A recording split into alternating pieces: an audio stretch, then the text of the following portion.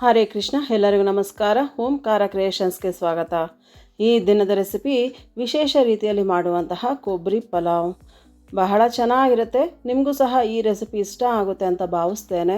ವಿಡಿಯೋನ ಎಲ್ಲೂ ಸ್ಕಿಪ್ ಮಾಡ್ದಲೇ ಕೊನೆವರೆಗೂ ನೋಡಿ. ಬಹಳ ಕಮ್ಮಿ ಪದಾರ್ಥಗಳನ್ನ ಬಳಸ್ತಾ ಕೊಬ್ಬರಿ ಪಲಾವ್ನ ಯಾವ ರೀತಿ ರುಚಿಕರವಾಗಿ ಮಾಡೋದು ಅಂತ ನೋಡೋಣ. ನಾನಿಲ್ಲಿ ಅರ್ಧ kg ಅಕ್ಕಿಗೆ ಕೊಬ್ಬರಿ ಪಲಾವ್ ಮಾಡ್ತಾಯಿದ್ದೇನೆ. ಮಸಾಲೆ ರುಬ್ಬೋದಕ್ಕೆ ಅರ್ಧ ಹೋಳು ಕೊಬ್ಬರಿ ತುರಿ, 2 ಚಮಚ ಧನಿಯಾ ಕಾಳು, 5 ಏಲಕ್ಕಿ, 1 ಅನಾನಸ್ ಹೂವು, 15 ಲವಂಗ, 3 ಇಂಚಷ್ಟು ಚಕ್ಕೆ, 20 ಎಸಳು ಬೆಳ್ಳುಳ್ಳಿ, ಸ್ವಲ್ಪ ಕೊತ್ತಂಬರಿ ಸೊಪ್ಪು, 15 ಹಸಿರುಮೆಣಸಿನ್ಕಾಯಿ, 2 ಇಂಚಷ್ಟು ಶುಂಠಿ. ಇಷ್ಟೆಲ್ಲ ಸಾಮಗ್ರಿಗಳನ್ನ ಸ್ವಲ್ಪ ಎಣ್ಣೆ ಬಳಸ್ತಾ ಹುರ್ಕೊಂಡು ಆನಂತರ ತಣ್ಣಗಾದ್ಮೇಲೆ ರುಬ್ಕೋಬೇಕು. ಮಸಾಲೆಗಳನ್ನ ಹುರಿಲಿಕ್ಕೆ ನಾನಿಲ್ಲಿ ಒಂದು ಬಾಣಲಿ ತೊಗೊಂಡಿದ್ದೇನೆ. Stove high ಫ್ಲೇಮ್ನಲ್ಲಿರಲಿ. ಬಾಣಲಿ ಸ್ವಲ್ಪ ಚೆನ್ನಾಗಿ ಬಿಸಿ ಆಗಬೇಕು. ಸುಮಾರು 50 ಗ್ರಾಮ್ ಅಷ್ಟು ಅಡುಗೆ ಎಣ್ಣೆನ ಹಾಕ್ಕೊಂಡಿದ್ದೀನಿ. ಇಲ್ಲಿ ಅಡುಗೆ ಎಣ್ಣೆ ಚೆನ್ನಾಗಿ ಬಿಸಿ ಆದಮೇಲೆ ತೆಗೆದುಕೊಂಡಿರುವಂತಹ ಮಸಾಲೆ ಪದಾರ್ಥಗಳನ್ನ ಹಾಕ್ಕೋಬೇಕಾಗತ್ತೆ. ಚಕ್ಕೆ, ಲವಂಗ, ಅನಾನಸ್ ಹೂವು, 5 ಏಲಕ್ಕಿ, 2 ಚಮಚದಷ್ಟು ಧನಿಯಾ ಬೀಜ ಲೈಟಾಗಿ ಫ್ರೈ ಮಾಡ್ಕೋಬೇಕು. ಒಂದೊಳ್ಳೆ ಅರೋಮಾ ಬರುತ್ತೆ ಪಲಾವ್ಗೆ ಈ ರೀತಿ ಹುರಿದು ಹಾಕೋದ್ರಿಂದ. ಬೆಳ್ಳುಳ್ಳಿ, ಹಸಿರು ಮೆಣಸಿನಕಾಯಿ, ನೀವೇನಾದ್ರು ಖಾರ ತಿನ್ನಲಿಕ್ಕೆ ಇಷ್ಟಪಡೋದಾದರೆ ಇನ್ನೊಂದು 2-3 ಹಸಿರುಮೆಣಸಿನಕಾಯಿನ ಸಹ ಹಾಕ್ಕೋಬೋದು. ಶುಂಠಿ, ಕೊತ್ತಂಬರಿ ಸೊಪ್ಪು, ತುರಿದಿರೋ ಅಂತಹ ಒಣ ಕೊಬ್ಬರಿ ತುರಿನೂ ಸಹ ಹಾಕ್ಕೊಂಡು ಲೈಟಾಗಿ ಫ್ರೈ ಮಾಡ್ಕೋಬೇಕಾಗತ್ತೆ.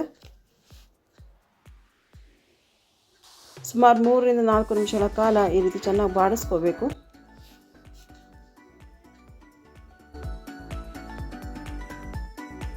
ಈ ರೀತಿ ಮಸಾಲೆನ ಹುರಿದು ಹಾಕೋದ್ರಿಂದ ಒಂದೊಳ್ಳೆ ಫ್ಲೇವರ್ ಇರುತ್ತೆ ಪಲಾವ್ಗೆ. ಈಗ ಚೆನ್ನಾಗಿ ಹುರ್ಕೋತಾ ಇದ್ದೀನಿ ಮಸಾಲೆ ಪದಾರ್ಥಗಳನ್ನ. ಹುರಿದಿದ್ದಾದಮೇಲೆ ತಣ್ಣಗಾಗ್ಲಿಕ್ಕೆ ಬಿಟ್ಟು ಆನಂತರ ಮಿಕ್ಸಿ ಜಾರ್ಗೆ ಹಾಕ್ಕೊಂಡು ಚೆನ್ನಾಗಿ ನುಣ್ಣಗೆ ರುಬ್ಕೋಬೇಕಾಗತ್ತೆ. ಕೊಬ್ಬರಿ ಪಲಾವ್ನ ನಾನಿಲ್ಲಿ ಕುಕ್ಕರ್ನಲ್ಲಿ ಮಾಡ್ತಾಯಿದ್ದೀನಿ. ನೀವು ಬೇಕಿದ್ದರೆ ಓಪನ್ ಪಾತ್ರೆನಲ್ಲೂ ಸಹ ಮಾಡ್ಕೋಬೋದು.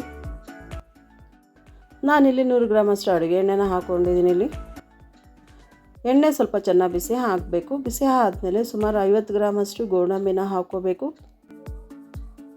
ಲೈಟಾಗಿ ಗೋಲ್ಡನ್ ಬ್ರೌನ್ ಬರಬೇಕು, ಅಲ್ಲಿವರೆಗೂ ಫ್ರೈ ಮಾಡ್ಕೋಬೇಕಾಗತ್ತೆ ಗೋಡಂಬಿನ. ಗೋಡಂಬಿ ಹಾಕೋದ್ರಿಂದ ಒಂದೊಳ್ಳೆ ರುಚಿ ಇರುತ್ತೆ ಮತ್ತು ಫ್ಲೇವರು ಸಹ ಭಾಳ ಚೆನ್ನಾಗಿರುತ್ತೆ. ಸುಮಾರು 3 ಈರುಳ್ಳಿನ ಸಣ್ಣದಾಗಿ ಕಟ್ ಮಾಡಿ ಹಾಕ್ಕೊಂಡಿದ್ದೀನಿ. ಇಲ್ಲಿ ಗೋಲ್ಡನ್ ಬ್ರೌನ್ ಬರೋ ಅವಶ್ಯಕತೆ ಇಲ್ಲ. ಈರುಳ್ಳಿ ಲೈಟಾಗಿ ಫ್ರೈ ಆದರೆ ಸಾಕು. ಈಗ ರುಬ್ಬಿರೋ ಅಂತಹ ಮಸಾಲೆನ ಹಾಕ್ಕೋಬೇಕಾಗತ್ತೆ. ಮಸಾಲೆ ಹಾಕಾದ್ಮೇಲೆ ಚಿಟಿಕೆ ಅರಿಶಿನ ಪುಡಿ ಹಾಕ್ಕೊಂಡಿದ್ದೀನಿ. ಇಲ್ಲಿ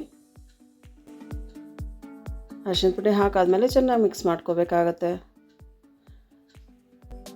1-2 ನಿಮಿಷ ಈ ರೀತಿ ಚೆನ್ನಾಗಿ ಬಾಡಿಸ್ಕೋಬೇಕು. ಸ್ಟವ್ನ ಮೀಡಿಯಮ್ ಅಥವಾ ಲೋ ಫ್ಲೇಮಲ್ಲಿ ಇಟ್ಕೋಬೇಕಾಗತ್ತೆ, ಇಲ್ಲಾಂದರೆ ಮಸಾಲೆ ಸಿಡಿಯುತ್ತೆ. ಈಗ ರುಚಿಗೆ ತಕ್ಕಷ್ಟು ಉಪ್ಪನ್ನು ಸಹ ಹಾಕೋತಾ ಇದ್ದೀನಿ. ಇಲ್ಲಿ ಉಪ್ಪು ಹಾಕಿದ್ಮೇಲೆ ಈ ರೀತಿ ಒಮ್ಮೆ ಮಿಕ್ಸ್ ಮಾಡಬೇಕು.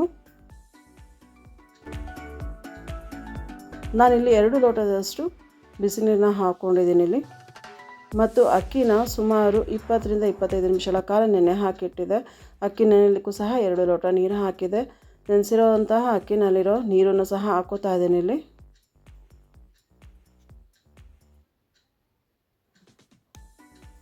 ನೀರನ್ನು ಹಾಕಾದ್ಮೇಲೆ ಚೆನ್ನಾಗಿ ಕುದಿಸ್ಕೋಬೇಕಾಗತ್ತೆ.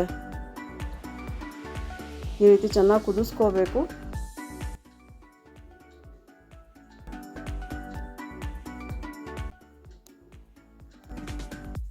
ಈ ರೀತಿ ಚೆನ್ನಾಗಿ ಕುದಿಬೇಕಾದ್ರೆ ನೆನೆಸಿರುವಂತಹ ಅಕ್ಕಿನ ಹಾಕಿ ಚೆನ್ನಾಗಿ ಮಿಕ್ಸ್ ಮಾಡ್ಕೋಬೇಕಾಗತ್ತೆ.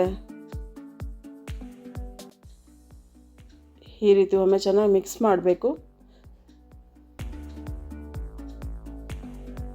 ಈ ರೀತಿ ಚೆನ್ನಾಗಿ ಕುದಿಸ್ಕೋತಾ ಇರಬೇಕಾದ್ರೆ ಕುಕ್ಕರ್ ಲಿಡ್ನ ಕ್ಲೋಸ್ ಮಾಡ್ತೀವಿ ಅನ್ನಬೇಕಾದ್ರೆ 4 ಚಮಚದಷ್ಟು ತುಪ್ಪನ ಹಾಕ್ಕೋಬೇಕು. ತುಪ್ಪ ಹಾಕೋದ್ರಿಂದ ಒಂದೊಳ್ಳೆ ಫ್ಲೇವರ್ ಇರುತ್ತೆ, ರುಚಿನೂ ಸಹ ಭಾಳ ಚೆನ್ನಾಗಿರುತ್ತೆ. ಈ ರೀತಿ ತುಪ್ಪ ಹಾಕಾದ್ಮೇಲೆ ಚೆನ್ನಾಗಿ ಮಿಕ್ಸ್ ಮಾಡ್ಕೋಬೇಕು.